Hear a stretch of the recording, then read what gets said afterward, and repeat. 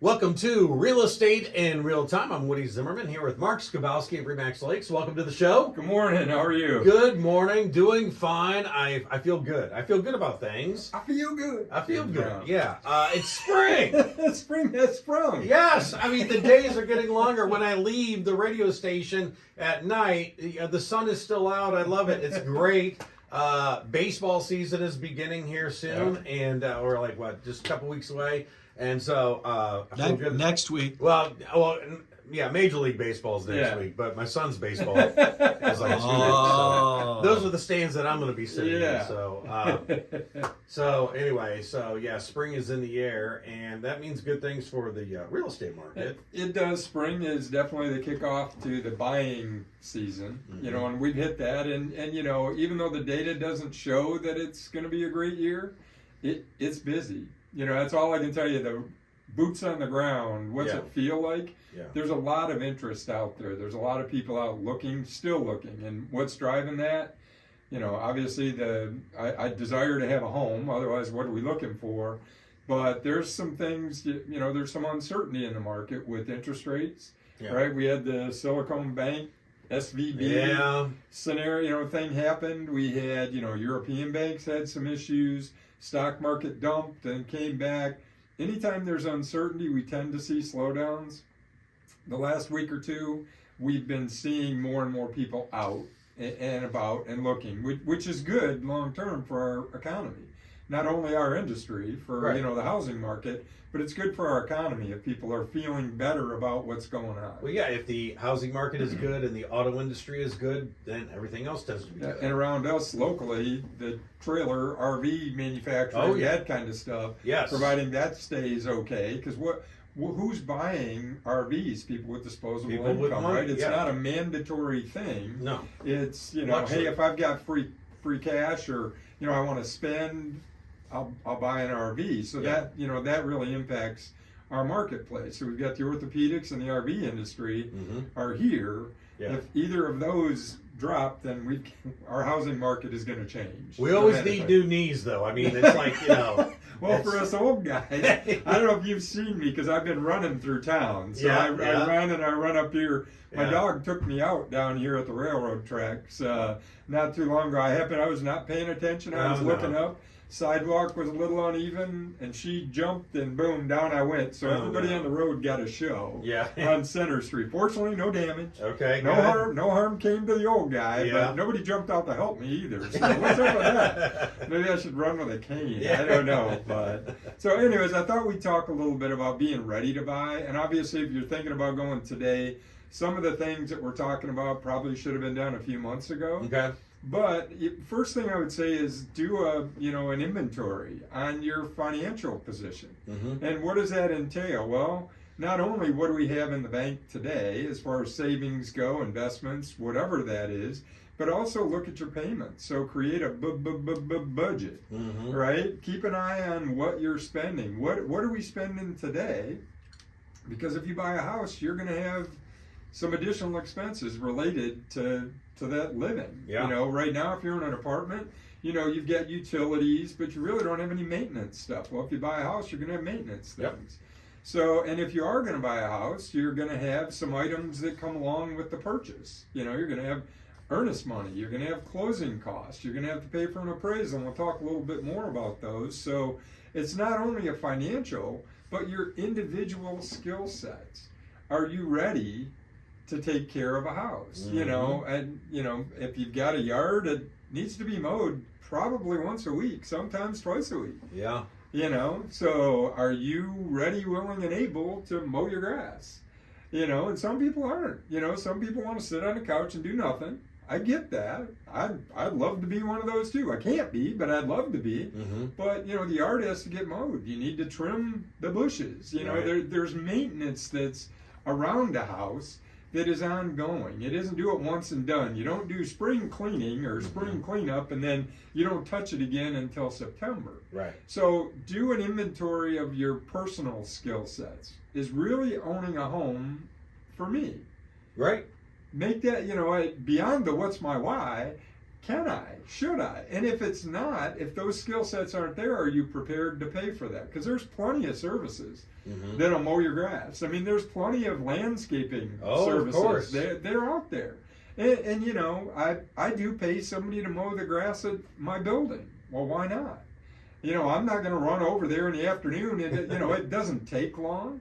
But once, at least I know it's done, and it's not that expensive. You know, it's a business expense for me. Yeah. But if it's my house, you know, I still mow my own grass at home. Right. No, me too. I do, and if I don't, my wife does. Yeah. You know what I mean? But it's tough when you get rain, and with your schedule, with what we do, you know, our schedule's all over the map. You know, and if it rains 3 straight days, well, that grass is growing. You got to get out there and mow. And grass is a basic example. Just some, you know, basic, you know, maintenance items. Can you change a light bulb? Right. And you may laugh, but I don't know. I've seen some folks that can't change a car tire. I mean, that's maybe a little more difficult than a light bulb, but how many people cannot change a car tire? Right. I mean, number one, find the jack in your car. I don't even know my car. I'd have to get the owner's manual out and figure out where in the heck is the jack, right? Yeah. But or do they even come with jacks anymore? I don't know. Maybe it's not my car. But basically, you need to do a financial and an individual skill set inventory. Am I ready to buy a home? Yeah. And if not, what's my plan to get there? Look at a budget today. What are we spending today? And then, okay, my skill set, you know, personally, I can handle taking care of it. Now I want to buy. What's my next step? Pre-approval. Oh, yes. Talk to somebody about pre-approval so we know what we can buy. That's right. Yeah. You want to know what ballpark you're playing in. You got it. Yep. So that always get a pre-approval. You've been saying that since day one. Yep. We got to take a break. We're going to come back. Planning on buying a home. More details coming up here next. You're listening to Real Estate in Real Time. Welcome back to listening to Real Estate in Real Time. And here today, we're talking about if you're planning to buying a home here in 2023, getting ready for that. So getting ready for that, and it's not just the getting ready for the purchase. You know, and we talk about that a lot. But, you know, earnest funds. How much money do you need to have setting aside in order to purchase? Well, there's going to be some costs related to buying. Inspections.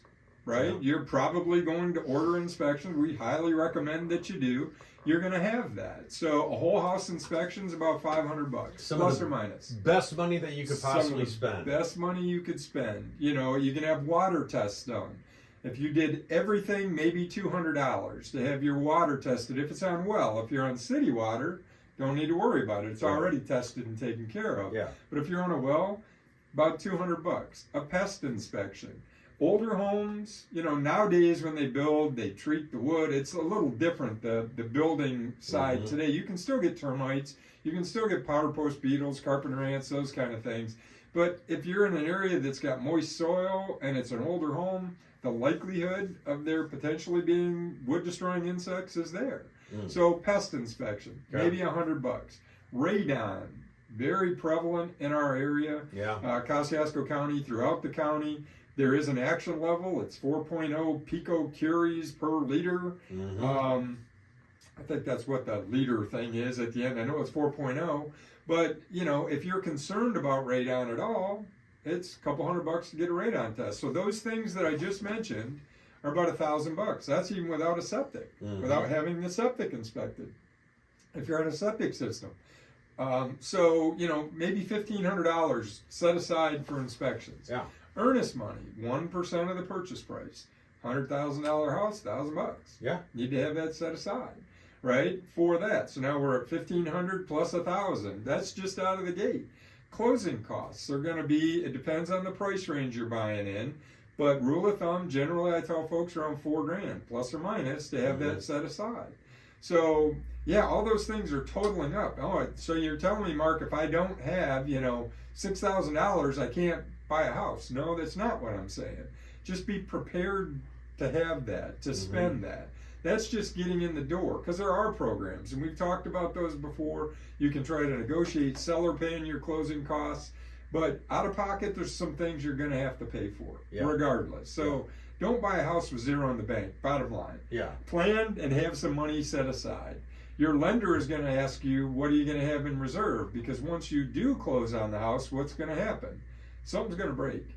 Invariably. Of course. Yeah. Invariably. In February, my furnace went out. Mm-hmm. Right? We got the grandkids over. Fortunately, we have 2 furnaces in our house because it's a 2-story. Mm-hmm. It wasn't like we were going to freeze, and it was reasonably warm out. But that was a big hit at one time that I sure didn't expect. Mm-hmm. You know, didn't plan on it. Now, the furnace was 20 years old. You know, it just it went out. Happens. It happens. So things happen when you own a house, and you're not calling somebody to say, hey, can you come fix this for free? Yeah. You're going to have to pay for that. Right after I bought my first house, the water heater went out. So, I mean, I was tapped. I was like completely out of money. Fortunately, I did buy a warranty for like, I don't know, $300 or something like that. And it covered the water heater. So I was thankful. Right. But I mean, I was out of money at the time. And that's one of those things that can go into planning for your budget. Mm-hmm. You know, I should get a home warranty right up front. Now, it doesn't cover a lot. You know, personally, I don't do it because a home warranty, $400 or $500, there's still a deductible on it, maybe $100, something like that. But I have the cash to pay if my water heater goes out. Yeah. You know, I've got $1,000 set aside. I can do that. Yeah. But if you don't, or maybe you won't, and you're only going to spend $100 to have the deductible, then the home warranty makes perfect sense for you. I was 25 years old, and that was like, I mean, different scenario. Every last dime in the bank went to, you know, the down payment and taking care of all the stuff, you know, so. Absolutely. I mean, you'd used everything you could do to get into the house, and believe me, I've seen it over and over and over again. You know, you're tapped out by the time you get there. Right. Now, the best thing to do is to have some additional reserves, but if you can't, you don't, right? I mean, you plan around that. Well, how do you do that?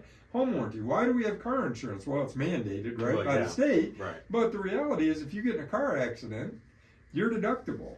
You know, some people believe in having the lowest possible deductible. Some people believe in having a higher deductible. Well, if you don't have the money to get it fixed, you're going to go with the lower deductible. Right. Makes sense? If you don't want to put $1,000 out of pocket, you know, to fix your car, because you need your car, right? You got to get to work. Right. So you make a decision around that. You adjust your expectation or your deductible based on what you can afford to pay, and it's the same thing with a house. Well, you know what? It's when I got on a budget. After I bought a house, then I got on a budget, and then things started to pan out. I put a little bit of money in the bank, and then if the hot water heater, you know, went out, then I could afford to get the hot water heater. Yeah. So things do change. Things change over time. Absolutely. Not trying to have a scary show here. No, not at all. Not at all. Because that's the long term. You're building wealth with owning that home. Yes. That's long term where it comes from. You had the same situation. Yes. I did too. I bought a house, sold it, moved up to the next one, sold it, moved up to the next one. That's it for me. I could not be in the house I'm in right now if it wasn't for my first house. That's correct. You got to start somewhere. Yes. So that is not what the show is about, is never start. Yeah. The fact is you got to start somewhere. Manage your expectations. All right, your contact information? Sure. Websites, lakes-realtors.com. Phone numbers, 574-834-1233. All right, very good. Spring buying season. Check it out. You can call this guy right here, Mark Skibowski. You've been listening to Real Estate in Real Time. Have yourself a wonderful weekend.